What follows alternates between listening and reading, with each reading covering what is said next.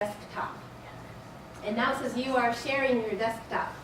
So whoever is logged into this conference right now is seeing exactly this. So what I would do normally, I don't have access to SPSS on this computer, but what I would do now, if you were all my students and if you were each at your home looking at your computer, you would be looking at this, and then this would be where I would open up SPSS and say, you know, this is how you do it, this is how you can look at the graphs. If a student, for example, said, I want you to look at my graph, I said, okay, and what I would do is I would change the role of the presenter.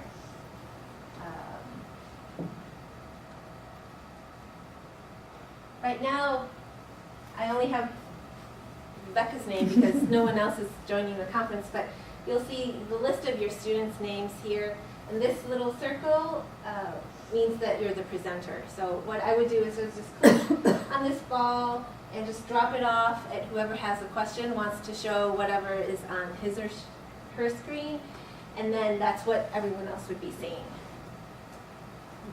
Okay. There's also a whiteboard that you can use. Share. Where's the camera right now? The camera is on the top of the screen. Yeah. It's the built-in one. So there's a whiteboard that I can write on. I can also annotate anything that's on the screen. How do you write? Yeah. Okay. Yeah. And this is the same way I can annotate anything. So if I'm using SPSS, I can use this pencil to just circle something. I can also type in text. Hello, something like that.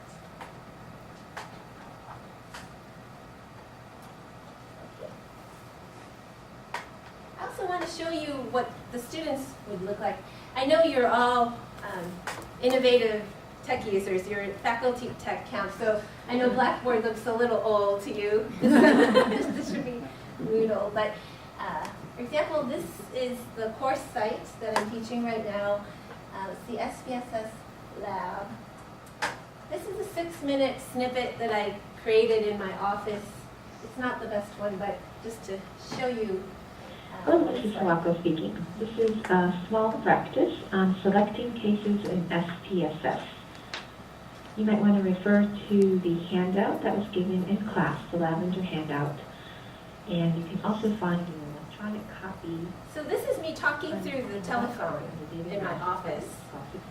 606-640. You can also plug in, if you have the, I have the microphone. Yeah, headset is fine too. I found that the phone audio quality is better with phone. Really? Mhm. Interesting. So this is SPSS. Here I'm going to click on if condition is satisfied and state the condition. Now, did you pre-record this for the students, or are you actually, at this moment, giving a live This, demo?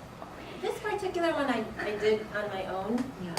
in my office, but I also have snippets where I recorded an in-class demo.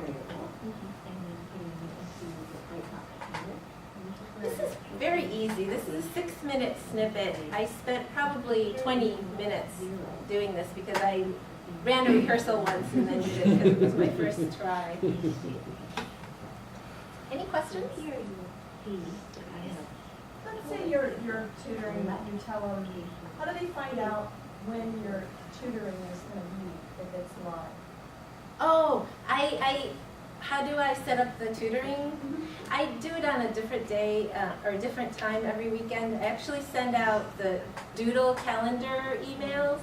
It's a calendar, it's an free email system where you can send it to everyone, and I choose certain times and dates, and I have everyone vote on when they're available. So I usually offer it twice over the weekend, when they're not in class, so everyone gets to participate in at least one of the two.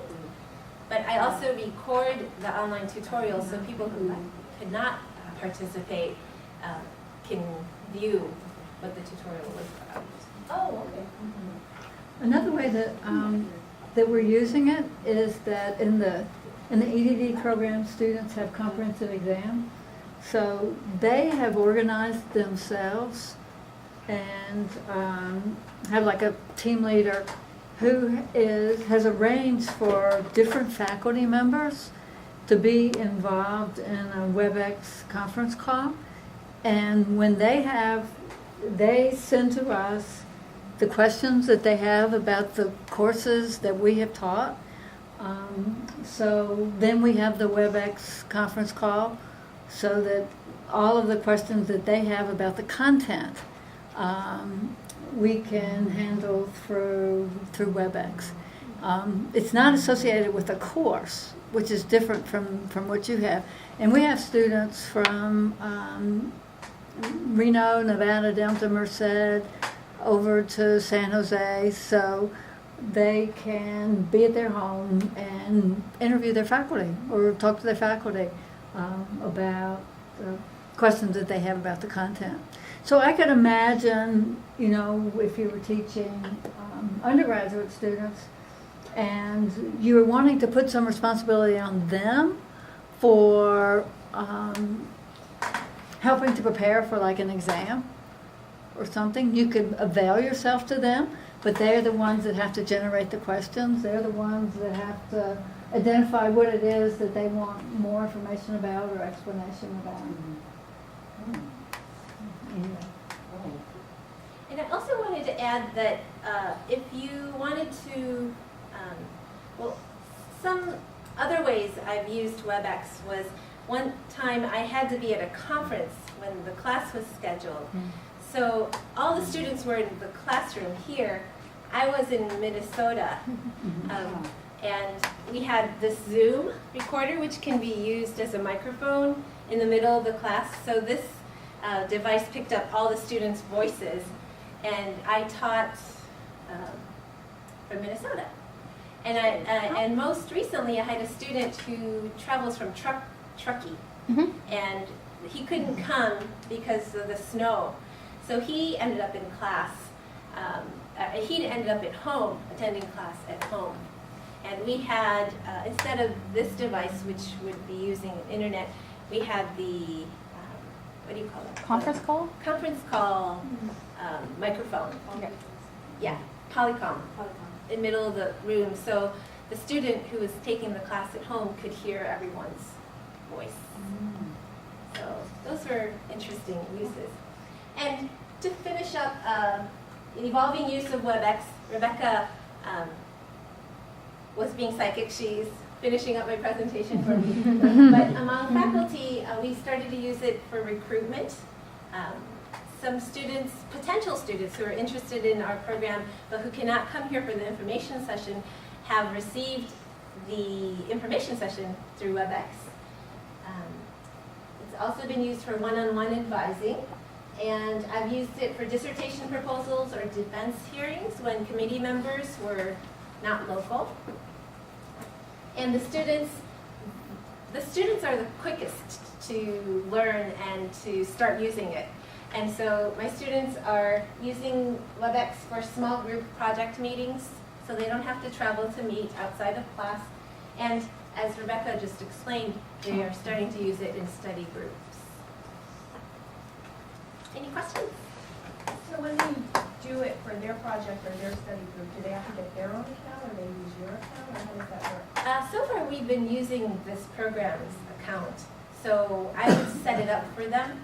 They will tell me what time they would like to use it, and I would kind of reserve it and give the username and the password to them so they can use it on their own during that time. Oh, I see. Yes? So if you're using it as a conference and you're sitting in front of your computer, your face, I'm trying to figure out how does it look compared to Skype visually. Do you have all these little boxes with the pictures of the students? that are live on their cameras? How does it look? The way I've experienced it is that the whiteboard would be most of the screen, and then there would be a video on top, and whoever is talking, the video would show up. Ah. I turn the video off personally I usually turn it off too, yes. when I'm using it, just because I don't look that good. So you can turn it off. It's hard to look at with yourself. pajamas. Yes, absolutely. Yeah. But you still see the students. You can turn the video off yourself, but you get to still see the students. Yes, if you wanted to, if they turned it on. Yeah. Oh, so each user has the option of having it on or off? Yes. Okay, gotcha. Any other questions? Great. Thank you so much for having me. Thank you.